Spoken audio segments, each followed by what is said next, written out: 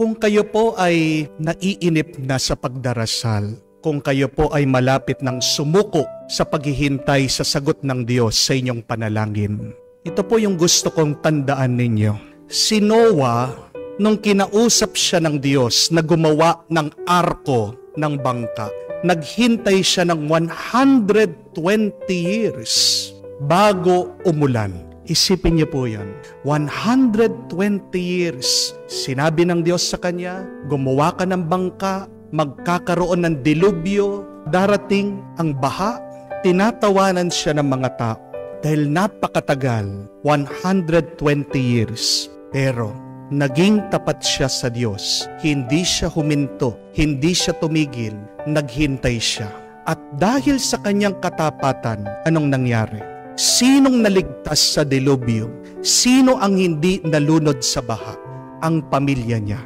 Tandaan niyo rin po mga kapatid, na si Moises ay 40 years na nasa disyerto, tumakas siya sa Ehipto, pero tinawag muli siya ng Panginoon para palayain ang kanyang bayan na Israel. Ang mga Hebreo, 400 years po silang alipin sa Egypt bago dumating si Moises na tumulong at naglaya sa kanila sa Ehipto. Sila'y nakalaya sa kanilang pagkaalipin. Tandaan niyo din po ito, na si Haring David, magmula nung pinili siyang maging hari, naghintay muna siya ng 15 years bago po siya naupo at naghari. 15 years. Si Joseph the Dreamer, 13 years po siyang nakulong. Doon sa Egypt, nakalimutan po siya. Kala din niya, nakalimutan siya ng Diyos. Pero kahit na walang nakaalala sa kanya, kahit na yung mga kapatid niya na binenta siya, hindi siya tumigil, naniniwala, nagtitiwala, nananalig sa Diyos. Mula sa pagkakulong, ano ang ginawa ng Diyos sa kanya? Pinalaya siya at naging kanang kamay pa siya ng hari ng Ehipto ng Pero. Mula sa kulungan, 13 years. Pagkalabas niya, nandun siya agad sa tuktok.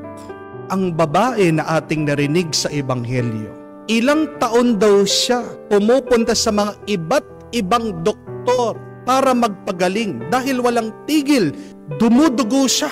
Sabi po sa kwento, naubos na ang kanyang kayamanan, naghirap siya. Hindi lang yon, bawat magpapatingin siya, hindi siya gumagaling, lumalala pa ang kanyang nararamdaman. It happened for 12 years bago siya gumaling. Nakita niyang ating Panginoon.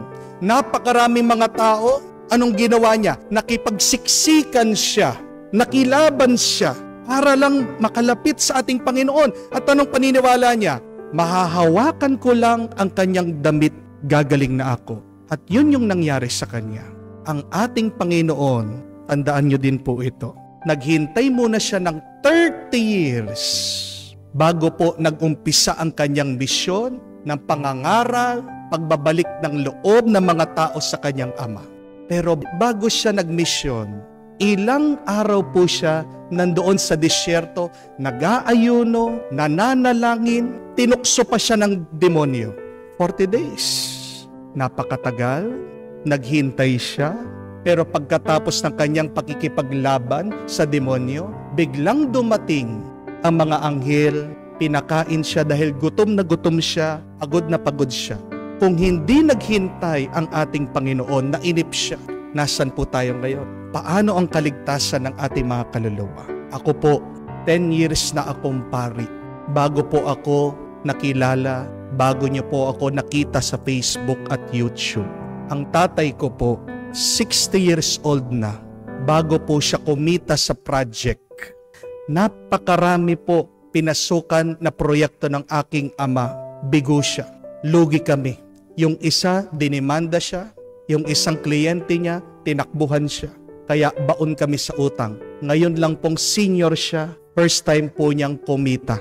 Mga kapatid, kung naiinip ka na, nagsasawa ka na, at suko ka ng maghintay, tandaan mo, merong mga nauna sa iyo, mas matagal pa ang kanilang paghihintay, pero hindi sila sumuko.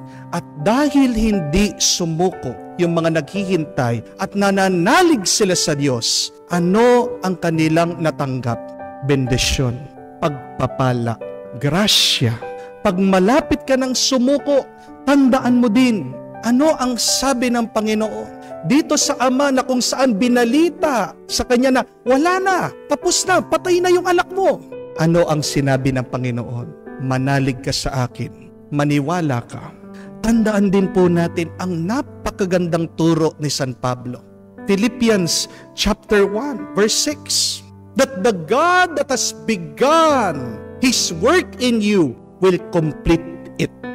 God will complete whatever He has begun in you. Kung inumpisahan ng Diyos, tatapusin ng Diyos. Bakit nagdududa ka? Bakit nanghihina ka? Bakit nagsasawa ka? Dahil pag sumuko ka, talagang wala na. Amen? Pero habang may buhay ka pa, habang pinapalakas ka ng Diyos, habang humihinga ka, kahit na wala pa, maniwala ka, malapit na, hindi ka mapapahiya sa Diyos.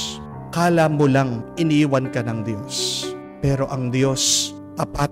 Ang tanong, ikaw, tapat ka ba sa Kanya? Walang pagpapala kung walang katapatan. Kung tapat ka, makakaranas ka ng milagro at himala. Amen? Ano na yung matagal mong pinagdarasal? Yung business mo na gusto mong magtagumpay? Maghintay ka at maniwala. Ang tagal mo na rin nagpapagamot hanggang ngayon, may sakit ka pa rin. Maghintay ka at maniwala. Nadidepress ka, nalulungkot ka, dahil may nawalang tao na mahal mo, hindi mo maintindihan bakit kinuha siya ng Panginoon. Darating din ang sagot, maghintay ka at maniwala. Whatever it is that you are praying, my dear friends, remember, someday, God will give you that grace as long as you remain faithful to God, because God is always faithful. God is our ever faithful God. Kaya ang tanong, gaano katatag, gaano kalakas ang ating paniniwala? Bakit ang hirap maghintay? Bakit naiinip tayo sa paghihintay? Bakit hindi tayo mapakali pag tayo'y naghihintay? Why is it so difficult to wait? Is it difficult to wait? Or do we make it waiting difficult? Ano po sa tingin nyo? Mahirap ba talagang maghintay? O ginagawa lang natin mahirap ang paghihintay? Ang totoo, kung titignan natin ang ating buhay, dapat sanay tayong maghintay. Bakit po? Dahil ang buong buhay natin ay isang mahabang paghihintay. Tignan niyo po, bago tayo isinilang, hinihintay na tayo ng ating mga magulang. Hindi po ba? Pagkalabas mo, pag pinanganak ka, ano yung hinihintay ng mga magulang mo sa iyo? Yung magsalita ka, yung gumapang ka, yung tumayo ka na mag-isa. Hindi po ba? Hinihintay ka ng mga magulang mong makapag-graduate. Pag natapos ka na, may nanliligaw sa iyo, hinihintay na nila yung kasalan. Pag kinasal na kayo, yan na naman naghihintay kung kailan kayo magkakaroon ng anak. Hinihintay nyo kailan nyo matatapos ang inyong mga utang, kailan nyo matutuparan ang inyong mga pangarap, kailan mo makukuha ang iyong dream house, makukuha ang iyong dream car. Hinihintay mo yung panahon na kung saan makakapagbakasyon kayo. Pag may sakit ka, hinihintay mo na gumaling ka.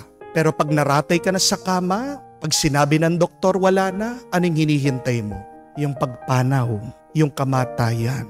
At kahit sa kamatayan, anong hinihintay natin, tayo mga Katoliko, tayo mga Kristiyano? Ang muling pagkabuhay natin, ang pagdating muli ng ating Panginoon. Bakit ang hirap para sa atin ang maghintay? Bakit naiinip tayo? Bakit hindi tayo mapakali sa paghihintay? Na dapat sanay na tayong maghintay. Ano ang problema sa ating paghihintay? Bakit ang hirap nito? Bakit ang bigat nito para sa atin? Alam niyo po ang problema? Ito. Pag tumataas na ang tingin mo sa iyong sarili, nagiging mahirap para sa iyo ang maghintay. When you think so full of yourself, waiting becomes very difficult for you. Pag nagiging self-centered ka, pag nagiging mayabang ka na, pag iba na ang tingin mo sa iyong sarili, ayaw mo nang maghintay. Di niyo po ba napansin yun? Halimbawa po, anong pagkakaiba ng paghihintay ng mahirap sa mayaman? Ang mahirap, maghihintay at maghihintay yan. Tahimik, nagtsatsaga, nagpapasensya. Kasi alam niya wala siyang magagawa. Pero pag mayaman ka, dahil mataas na ang tingin mo sa iyong sarili, dahil iba na ang tingin mo sa iyong sarili, ayaw mo na maghintay. Di po ba?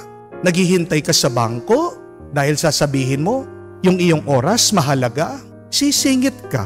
Di po ba? Ikaw ay nakasakay, nagko-commute, mabagal yung iyong sinasakyan. Dahil ang tingin mo sa iyong sarili, big time ka, big shot ka, mahalaga ka, dapat hindi ka malate, sisigawan mo yung driver. Di po ba? Pag hindi ka pinapansin sa restaurant, ang tagal-tagal dumating ng order, pinapahiya mo yung mga waiter. Sinasabi mo, hindi niyo ba ako kakilala? Customer ako dito. The customer is always right. Saan nagmumula yung bigat, yung hirap, yung pagkainip natin sa paghihintay? Pag iba na ang tingin mo sa iyong sarili. Pag napakataas na ng tingin mo sa iyong sarili. When you have pride, when you become so full of yourself, you will not wait. Hindi po ba? Tingnan niyo po sa napakagandang ebanghelyo na ating narinig. Itong kwento ni Jairo, isang opisyalis ng sinagoga. May katungkulan. Pero nakiusap sa ating Panginoon na mamatay yung kanyang anak. Sumama naman ang ating Panginoon pero doon sa kanilang pagpunta sa bahay para pagalingin ni Jesus yung batang namamatay, merong mga sumingit, mga tao na gustong humawak sa ating Panginoon. Isa doon sa mga sumingit ay isang babae na matagal nang merong problema, matagal nang merong sakit na hindi tumitigil ang pagtagas ng dugo sa kanya. Hinawakan si Jesus, napahinto si Jesus dahil naramdaman lumabas yung kapangyarihan sa kanya. Hinanap yung babae. At nung nakita yung babae, nakipag-usap pa. Kung kayo po yung magulang, di ba? Nagmamadali ka, gusto mo agad makapunta ang Panginoon para pagalingin yung bata. Bakit tuminto pa ang Panginoon? Pero wala tayong narinig sa Ebanghelyo na nagreklamo itong tatay sa Panginoon. Hindi natin narinig na sinumbatan siya, sinabihan na, Panginoon, bakit ka tumitigil? Panginoon, tara na. Wala tayong narinig na nainip o nagalit, pero ang narinig natin, tahimik lang siya.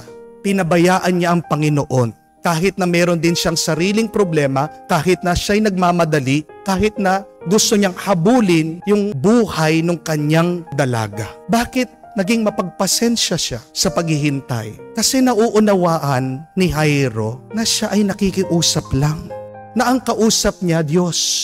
Na ang kaharap niya, mas malakas sa kanya, mas mataas ang antas kaysa sa kanya. Kaya hindi nahirapan sa paghihintay itong ama dahil nagpapakumbaba siya sa Panginoon. Gusto mo bang maging madali ang iyong paghihintay? Gusto mo bang maging magaan ang iyong paghihintay? Gusto mo bang maging masaya sa iyong paghihintay? Tandaan niyo po yan. Be humble. Ibaba mo ang iyong sarili. Huwag mong itataas ang iyong sarili. Dahil pag iba na ang tingin mo sa iyong sarili, pag punong-puno ka na sa iyong sarili, pag nagmamataas ka na, diyan magmamadali ka at maiinip ka. Amen? Iwasan nating magreklamo sa Diyos pag tayo ay nagdarasal. Tandaan niyo po ito. Doon natural ang magreklamo. Pero pag nagrereklamo ka sa Diyos, anong ibig sabihin? Ay nagmamataas ka na. Iwasan mo sabihin na, Lord, ang tagal naman. Ang tagal naman na mag-successful ang business namin.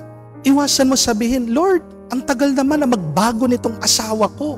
Lord, bakit ganyan ka naman? Ang tagal naman na tumino nitong biyanan ko.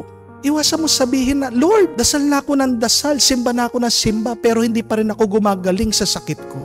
Huwag mong susumbatan ng Panginoon. Iwasan mo magreklamo sa Diyos. Dahil pag ikaw ay nagrereklamo, anong sinasabi mo? Na mas mataas ka pa sa Kanya, na kinokontrol mo ang Diyos. Di po ba? Be humble before the Lord, and you will wait patiently. You will wait peacefully. You will wait happily. Napakaganda po nung dasal ni Haring David. Basahin niyo po sa libro ng awit in the book of Psalms. Sabi niya, wait for the Lord. Take heart. Be strong. Pansinin niyo po yung sinabi ni Haring David. Hintayin mo ang Diyos. Ang Diyos ang hintayin natin. Bakit naiinip tayo? Bakit nagagalit tayo sa paghihintay? Bakit ang hirap para sa atin maghintay? Kasi hindi ang Diyos ang hinihintay natin. Anong hinihintay nyo na napakarami dyan sa atin? Hinihintay ang pera. Hinihintay yung asawa nilang tumino. Hinihintay nilang paggaling nila. Bayaan mo yung mga yan. Hintayin mo ang Diyos. Dahil pag nandyan na ang Diyos, ano man yung problema mo, masasagot niya. Hintayin mo ang Diyos dahil ano man ang kakulangan ng iyong buhay, pupunuin niya. Hintayin mo ang Diyos dahil ano man ang kadiliman ng iyong buhay, bibigyan niya ng liwanag. Amen? Ulit-ulitin mo yon sa iyong pagdarasal. Magdasal ka na nagpapakumbaba, pero sabihin mo, I will wait for the Lord. Hihintayin ko ang Diyos dahil naniniwala ako, pagdating ng Diyos, ano man ang imposible kong problema, walang kwenta yan sa kapangyarihan niya. Pupunuhin niya ang aking pagkukulang, sasagutin niya ang aking problema. Ang magbibigay ng lakas sa iyo, ang magbibigay ng kapayapaan sa iyo, ang magbibigay ng saya sa iyo sa iyong paghihintay ay ang Diyos.